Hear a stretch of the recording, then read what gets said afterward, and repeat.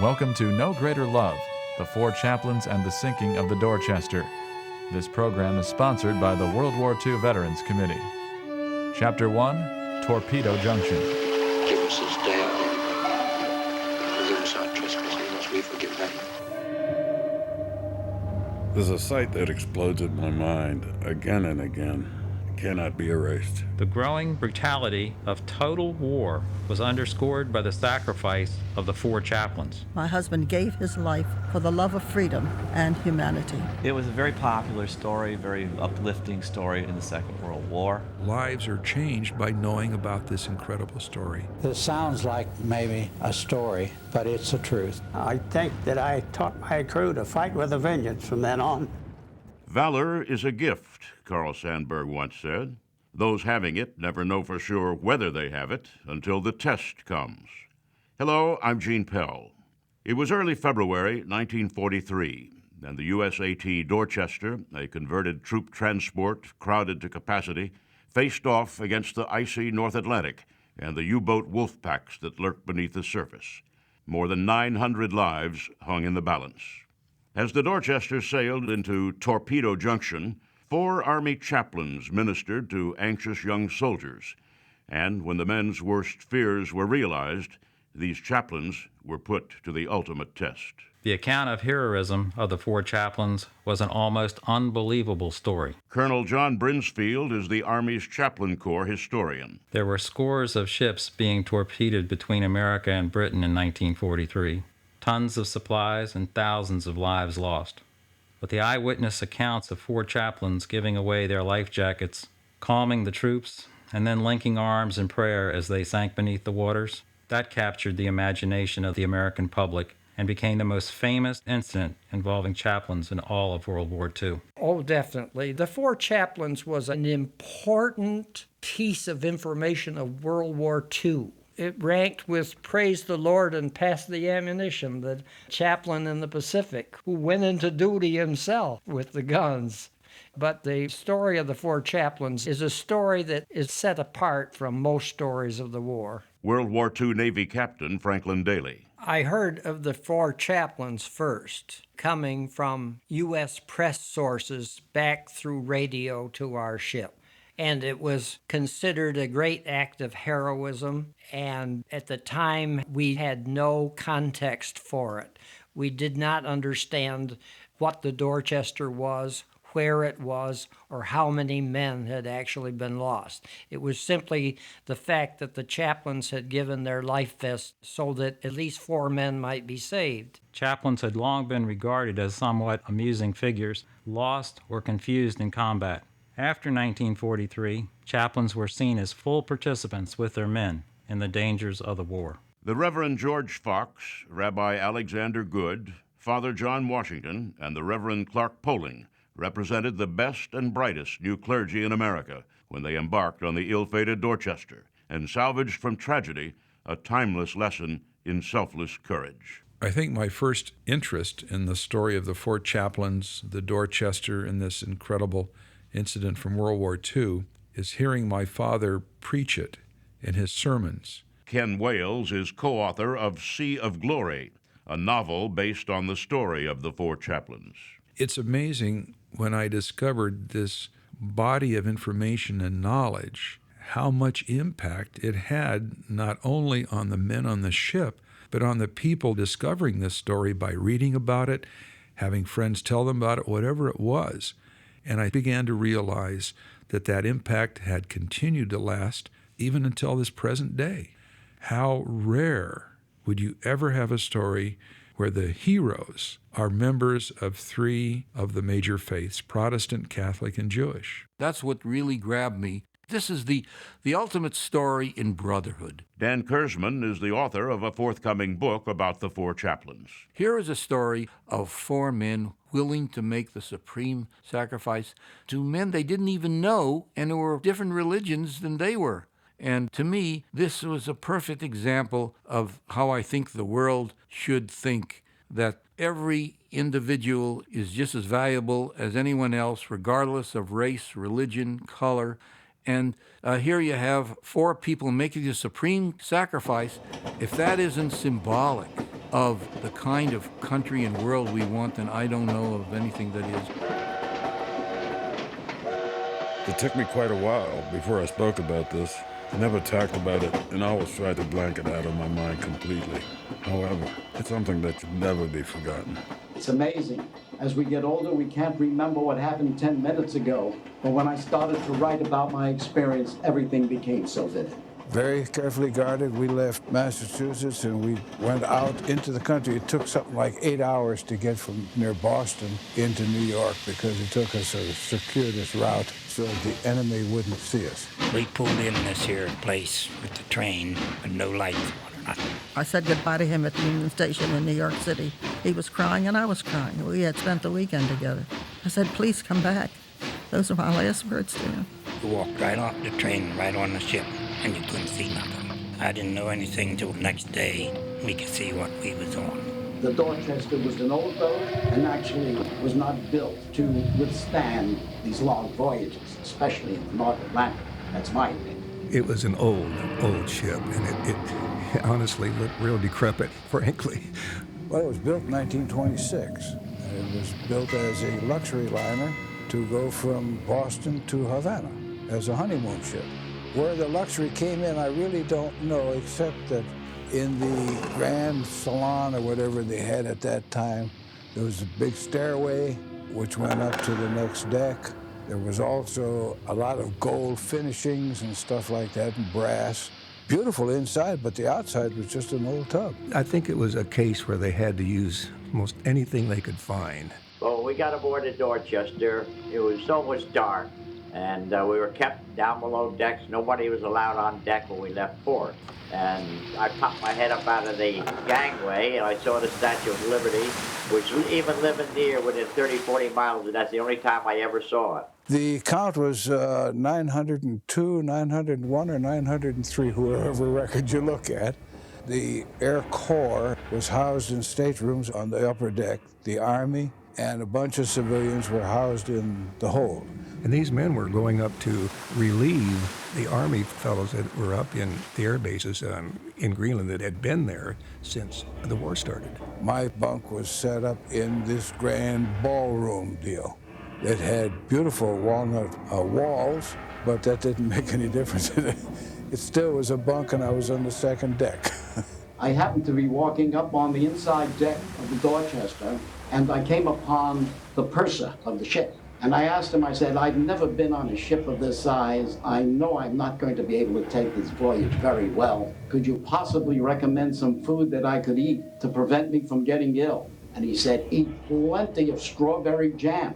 I said, strawberry jam? How come? Because it will taste twice as good coming up as it did going down. They told us no cigarette lighting, no nothing, because there was U-boats in the area and they knew it. Nobody had any lights. We didn't dare to go up deck and smoke a cigarette. There were no lights at all outside. And we pulled out to sea, and we picked up our convoy at sea during the dark. And we had over 100, 200 ships convoy from New York to Russia, what they call the Murmansk Run, supply ships to Russia. A great big convoy went from as far as we could see when we left New York. Just as far as you could see was covered with ships. The trip was a horrible one. Practically everybody on board was sick. Oh, I was seasick from the minute I got on the U.S. Dorchester to the minute I got off. I was just too sick. They gave me crackers and chocolate bars. But I laid in bed for 4 days and I was just about dead. That's what I thought it was anyway. I was just that sick. I knew Chaplain Good very well, or quite well, because I attended services with him on board. I met the other chaplains, and they were a wonderful group of men. They must have been as sick as most of the soldiers were, but they periodically came by, trying to give aid and comfort to the men who were so sick. I shall never forget them. They were terrific. On ship, they were all over the place. They were doing a beautiful job, keeping the fellows who were scared to death from doing anything dangerous.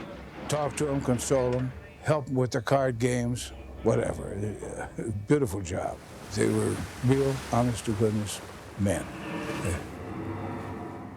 The real impact the chaplains had was in becoming trusted friends and advisors to the soldiers before the Dorchester was attacked. Chaplain John Brinsfield. The chaplains organized a number of social and religious gatherings. There was a piano lashed to the deck inside a large room, and the chaplains led the soldiers in singing pop tunes and hymns on some evenings. The chaplains collected and delivered mail and passed out Bibles. There were religious services, but mostly the four chaplains tried to visit with every soldier and every sailor every day.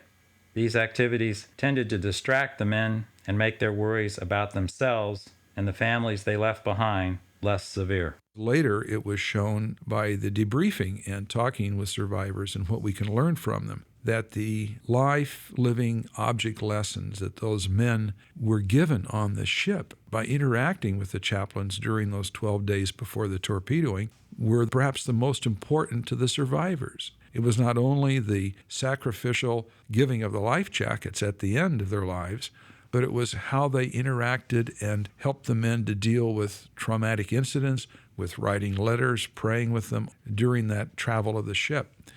And that really, I think, enabled the chaplains' lives to not be in vain, that lives were bettered, that marriages might stay intact even when these men got home, or whatever it was. They were given something of great substance that they could carry into their lives, and not only to the graves of the ones who didn't survive. Examples of tolerance and fellowship were displayed daily in the ways the four chaplains befriended and bonded with one another. There was no greater believer or practitioner in brotherhood than Chaplain Alexander Good. His love of country and the ideals of democracy and pluralism manifested themselves at an early age. As an 11-year-old, he walked 30 miles to attend ceremonies at the tomb of the unknown soldier.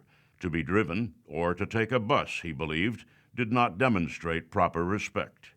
Alex became a rabbi just as his father and grandfather had been. He married his high school sweetheart, and they had a daughter, Rosalie. Rabbi Good was serving a synagogue in York, Pennsylvania, when World War II ignited his patriotism, and he volunteered for service as a chaplain in the U.S. Army. The fact that the four chaplains bonded so well together doesn't surprise me in the least, because that was the way my husband lived his life. He was always there to help anyone. He wanted people of all faiths to live together. It made no difference to him what faith they were or what color they were. Mrs. Teresa Good Kaplan, widow of Chaplain Good. My husband was a student, a great scholar. I don't think I ever saw him carry a book, but I think he lived his life in the library. As a student in high school, he entered the oratorical contest every year, and it had to do with government, freedom, and the love of humanity. And he was always for the underdog and with a stretched out hand to help anyone who was in need of it. Well, Rabbi Good was not only a brilliant scholar, but he was a great athlete. Imagine a man of his intellect having time to become champion in about 5 or 6 different sports. Not just players, but champions. And so he was an extraordinary human being. Dan Kurtzman. He fit in very well with the other chaplains because he helped bring them all together. He had this feeling that he didn't care whether you were a Jew, whether you were a Protestant, whether you were Catholic. They're all brothers together. And a lot of people in the various religions didn't think that way. They all stuck with people of their own religion. In fact, some of the survivors told me that. They said it was unthinkable for a rabbi and a priest and a minister to go to dinner together and to socialize. They said what happened on the ship was to them was almost unbelievable. So you can see that they helped to change the atmosphere when they're on the ship of any prejudices that these men might have had. Undoubtedly, the friendship between the chaplains contributed to their influence among the soldiers and to the impressions they left of faith and solidarity in the face of danger and death. No Greater Love, The Four Chaplains and the Sinking of the Dorchester will return in a moment.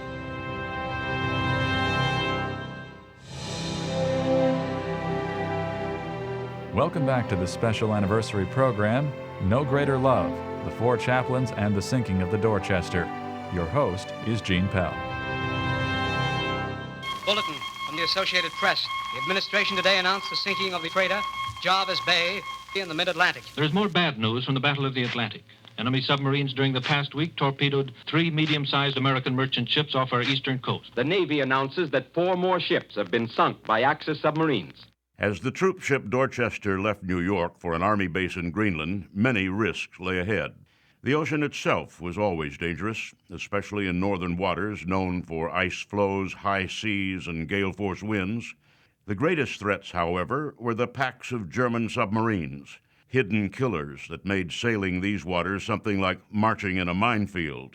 The level of duty inherent in such an ominous analogy would have been welcomed by Lieutenant Clark Poling. Clark Poling, who was one of the Four Chaplains, at first, even though he was a minister, he didn't want to go in as a chaplain because he thought that a chaplain's job would be less dangerous than if he was an infantryman or somebody who was in a more dangerous position.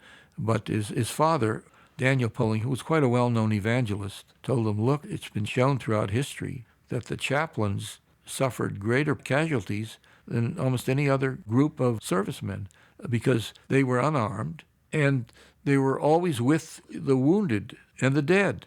And that's where the battle took place. That convinced the young Clark Poling to become a chaplain rather than just a common soldier. Clark V. Poling was born in 1910 in Columbus, Ohio. He was the 7th generation in his family to be ordained in the Dutch Reformed Church. Upon graduation from Yale University's Divinity School, he accepted the assignment of pastor of the First Reformed Church in Schenectady, New York. He and his wife had a son, Clark Jr. Chaplain Poling never lived to see his daughter, Susan Elizabeth. Ken Wales. Before boarding the Dorchester, Clark asked his father, Dan Poling, to pray for him. And he said, not for my safe return, that wouldn't be fair. Just pray that I shall do my duty, never be a coward, and have the strength, courage, and understanding of men. Just pray that I shall be adequate. I think it's remarkable that he didn't pray for God keeping him safe for the entire journey and bringing him back intact for his family. He only needed to be adequate to be that good person to deliver what was necessary. And that isn't a unique concept in military service, that you are adequate in your duty. We made one stop, St. John's, Newfoundland. You went ashore, you weren't supposed to talk about anything, where you were or where you've been or where you're going. But as we marched along, the children in the street were telling us we were going to Greenland. That's how secret it was. Now, this is how secret it is. There's little children there on the docks. They want to know where we was at. We were supposed to be in there a week ago. And they had newspapers a week old to sell to us. The word was that Newfoundland was filled with German spies and that they knew every move the Dorchester was making. They said, get that transport, get that transport. And the people on the dock told us that there's enough submarines out there between here and Greenland, and that's where you're going, to walk on the water without getting your feet wet. When we returned to the Dorchester, we then headed for Greenland. In the convoy was the Dorchester and a couple of the freighters. And I was on the Comanche, and the Escanaba was another cutter, and the Tampa. The Tampa was running approximately 300 yards ahead of the convoy. I was the commanding officer of the Comanche, which was on the port side of the convoy. As we left, we started to hit real heavy seas, and the spray got all over the ships, especially the cutters, the Coast Guard ships, because they are low in the water. Hazy and damp and misty, foggy-like, and that was freezing to the ships. That fog was freezing onto the ships. So we had to slow way down, and we chipped ice all that night in order to get the weight off. It did slow the convoy down. The Dorchester could probably have gone pretty well at her own clip. But the freighters and the cutters slowed the convoy down. I expect our speed was not over 8 or 9 knots. They called for a boat drill, and those of us who were assigned to the hull of the ship had to climb up all the way to the top of the ship. And many soldiers around me were saying, this is absolute suicide. They said if we get hit, you go in the water. The rate of survival is 2.5 minutes, so you don't have to worry you'll be dead anyway. Careful, dude. And this here day on the 2nd, it got calm, just as smooth as on top of this table that water was. And everybody thought when we were out of more or less out of danger, we only got about 100 miles to go. The Dorchester's cargo of human lives had been at sea for 10 days. Air cover would arrive with daylight to safely guide the ship the rest of the way. They just had to survive the night. Once in Greenland, they would be safe from U-boats. The ice-bound garrison might even insulate them from the war itself. He wanted to go where there was action, real action. He wasn't happy going to Greenland. He tried to get his orders changed. He said, I'm not going to sit on a cake of ice. Before the Dorchester sailed, Mrs. Good hoped that her husband would come down with his usual case of midwinter flu. The rabbis suffered from an attack every year. Anything to keep him home with her and their daughter Rosalie. Alas, he was fit to ship out. She received a letter shortly after. Darling, don't worry. I'll be coming back much sooner than you think. Take care of yourself and the baby. A kiss for each of you. I'll keep thinking of you. Remember, I love you very much. I'm Gene Pell. Please join me for our next program. You have been listening to No Greater Love, the Four Chaplains and the Sinking of the Dorchester. Unidentified voices in this program were those of Dorchester survivors Ben Epstein, Wilmot Harklerode, William Kramer, James Erdley, Edward Dione, Roy Summers, David Labadie, Hugh Moffett, and Michael Calandrello, and Coast Guard rescuers Dr. John Pierce, Dick Swanson, and Captain Ralph Curry. No Greater Love was sponsored by the World War II Veterans Committee and the Chapel of Four Chaplains, and was produced by Radio America in association with Media Works and the Immortal Chaplains Foundation.